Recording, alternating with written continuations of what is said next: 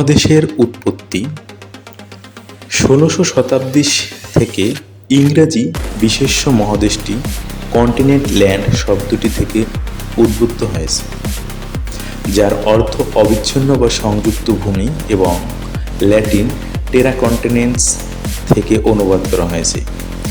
বিশেষটি একটি সংযুক্ত বা অবিচ্ছিন্ন ভূমি বা মূল ভূখণ্ড বোঝাতে ব্যবহৃত হয়। এটি কেবল খুব বড় ভূমি অঞ্চলে প্রয়োগ করা হতো না। ১৭শ শতাব্দীতে আইল অফ ম্যান, আয়ারল্যান্ড এবং ওয়েলসের মহাদেশ বা মূল ভূখণ্ড এবং ১৭৪৫ সালে সুমাত্রার উল্লেখ করা হয়েছিল।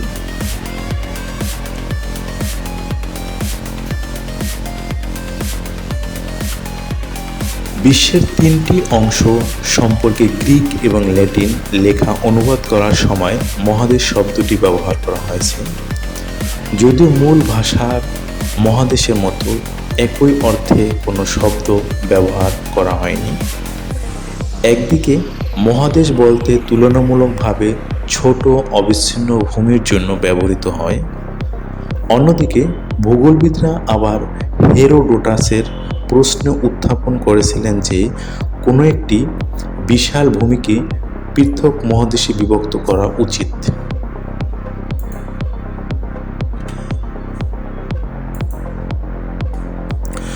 সতেরোশো শতকের মাঝামাঝি সময় পিটার হেইলিন তার কসমোগ্রাফিতে লিখেছেন যে একটি মহাদেশ হল বিশাল পরিমাণ ভূমি যা কোনো সমুদ্র দ্বারা বিশ্বের বাকি অংশ থেকে পৃথক করা হয় না, যেমন সমগ্র ইউরোপ, এশিয়া, আফ্রিকা মহাদেশ। ১৭২৭ সালে এফ্রাইম চেম্বার্স তার সাইক্লোপিডিয়ায় লিখেছিলেন, পৃথিবী সাধারণত দুটি বৃহৎ মহাদেশে বিভক্ত, পুরাতন এবং নতুন।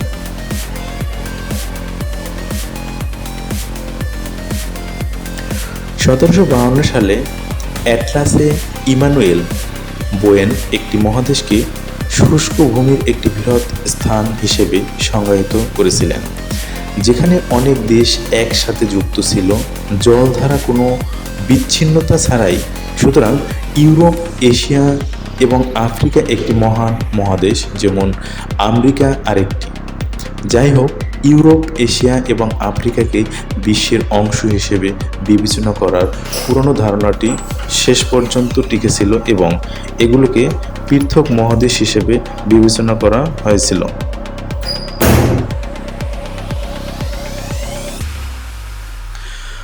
প্রচলিত রীতি অনুসারে মহাদেশগুলিকে বৃহৎ বিচ্ছিন্ন ভূমি ভরে হিসেবে বোঝা যায়। আদর্শভাবে জলের বিস্তৃতি দ্বারা পৃথক করা হয়। এই সংজ্ঞা অনুসারে সমস্ত মহাদেশকে কিছু মেট্রিকের একটি দ্বীপ হতে হবে।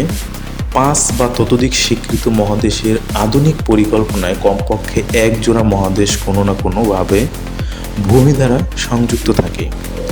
বৃহৎ মানদণ্ডটি স্বেচ্ছাচারী শ্রেণী বিভাগের দিকে পরিচালিত করে, অর্থাৎ ২১,৬৬,০৮৬ বর্গ কিলোমিটার বা ৮,৩৬,৩৩০ বর্গ মাইল পৃষ্ঠতলের গ্রিনল্যান্ডকে বিশ্বের বৃহত্তম দ্বীপ হিসেবে বিবেচনা করা হয়।